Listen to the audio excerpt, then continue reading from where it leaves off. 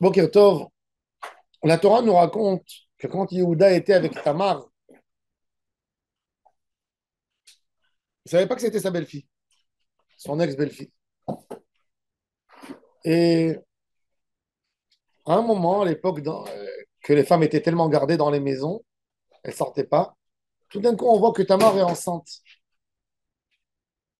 Et Yehuda dit, mais si elle est destinée à mon fils Sheila, comment elle peut être enceinte? Les jugements de l'époque étaient très, très rigoureux. Il y a le papa de Tamar qui assiste au jugement. Il y a Yehuda qui vient réclamer l'honneur de son fils, de ses enfants. Et le tribunal décide que Tamar doit mourir. Elle a fait de l'adultère, elle doit mourir. Parce que pour eux, même une femme qui attend son destinée, puisqu'elle est Yabama, elle doit attendre, c'est pour eux comme une femme mariée. Et Rachid nous dit que le Bate Din, à l'époque, il condamnait très fermement ça parce que même les goïms faisaient très attention à une femme mariée ou à une femme qui est bloquée sur un statut. Et puis, la condamnation était une des condamnations les plus terribles. Au feu, ils l'ont condamné.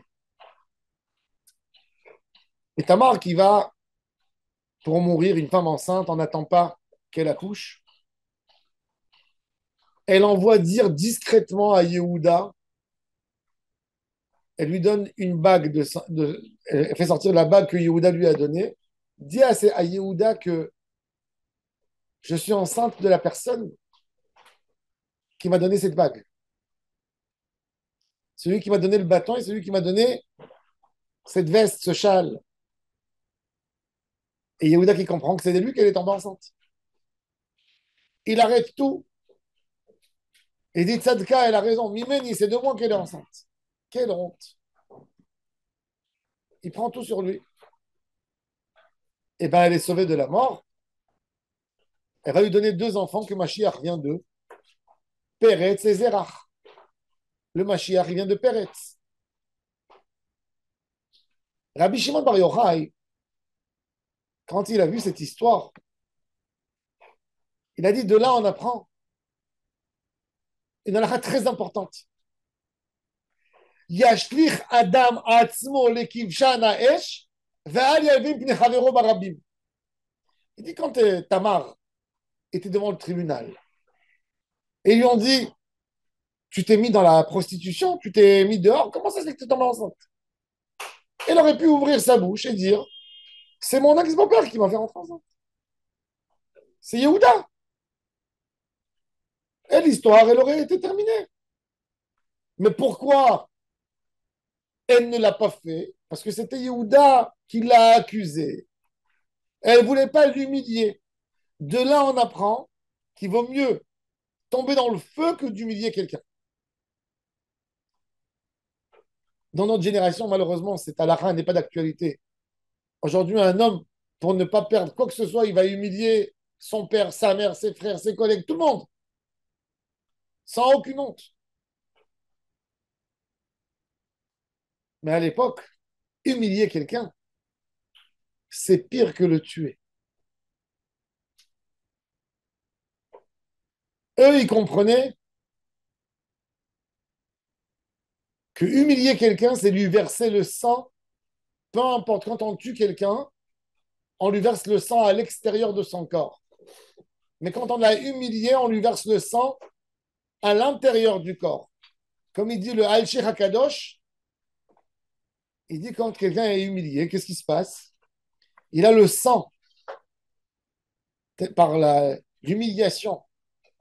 Il a tout le système nerveux qui bouge et il a le sang qui monte très très vite. En haut, il rougit.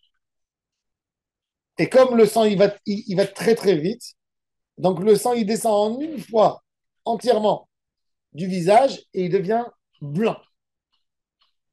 Il dit c'est exactement comme un assassinat. Sauf que dans un assassinat, le sang, il est sorti à l'extérieur du corps. Et quand tu as humilié quelqu'un, tu lui as versé le sang dans son corps. Et c'est ce qui est écrit Ve'damchem lenafshotechem edrosh. Le dam, il reste dans le nefesh, il ne sort pas, mais en même temps, c'est considéré pour Akadosh Baruch Hu, comme shpichut damim. Nous, on s'imagine pour nous, parce qu'on est tellement, on vit dans une génération où les mots n'ont aucune valeur, où les gens disent des mots n'importe comment. Mais Tamar, elle a compris que c'est pas moins qu'un assassinat. Et pour ça, c'était, comme il a dit Rabbi Shimon Bar Yochai, il a dit Noach lola Adam. Il est plus agréable pour l'homme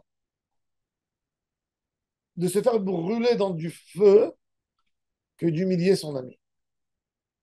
Combien on a besoin de prendre cette phrase et de la mettre devant nous. Vous savez, même un enfant, on n'a pas le droit d'humilier. Barabim, Rabbi Zalman de Vologine, le frère de Rabbi Chaim de Vologine. Un jour, il était à la synagogue, il y avait un monsieur qui venait, qui l'embêtait. Un monsieur qui était dérangé dans sa tête. Et à un moment, Rabbi Zalman lui a dit, écoutez, la porte, elle est là, arrêtez de... Et la personne, il a été vexé, il est sorti. Et Rabbi Zalman a jeûné des centaines de jours de Taranit. Et il est parti le supplier, il lui a donné de l'argent parce que cet homme n'avait pas la raison. Donc il a dit, quand je suis parti lui demander pardon, il m'a pardonné, mais il n'avait pas la même conscience en même temps que quand je l'ai humilié. À quel point il faut faire attention de ne pas humilier quelqu'un. Un homme peut perdre tout son olam haba avec une blague qu'il a fait sur le compte de l'autre. Et il dit, mais l'autre aussi, il a rigolé. Il a rigolé parce qu'il avait honte. Il a rigolé pour faire passer les choses. Combien on doit faire attention. Chaz v'shalom, Rahman al-Islam. Et Morouk va donner de la tzedaka. Donc, qu'est-ce qu'il faisait? Il tapait dans les portes, et quand les gens venaient ouvrir la porte, il jetait l'enveloppe, il partait.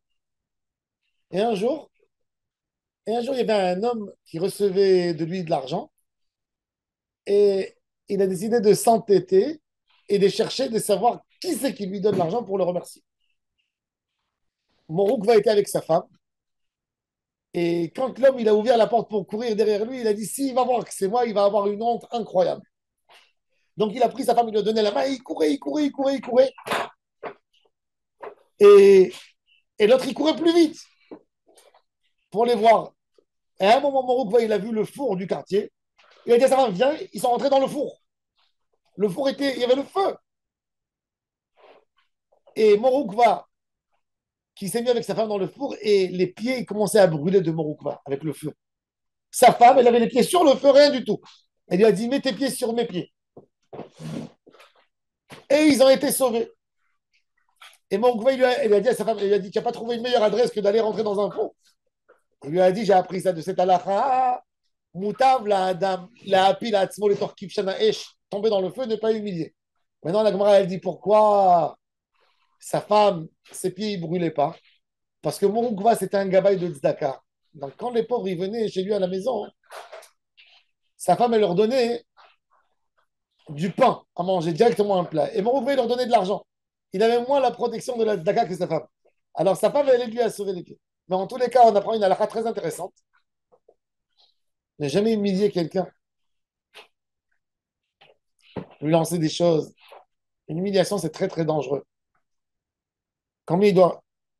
Même un enfant, même un enfant en classe, le Péléoït, il dit le Rav, quand il s'adresse à un enfant et il lui dit une phrase méchante, t'es un nul ou quelque chose comme ça, il dit Hayab kapara ou mehila. Tu dis à quelqu'un devant tout le monde. Mais il dit même un enfant, Katan Yeshlo Boucha, même un Katan qui a 7, 8 ans, il a une boucha lui aussi. Et tu n'as pas le droit de l'humilier. Donc il faut se renforcer en Ben Adam Lachavero, de garder le kavod de l'autre et de faire attention sur ça. Baou Adonai Amen, Amen.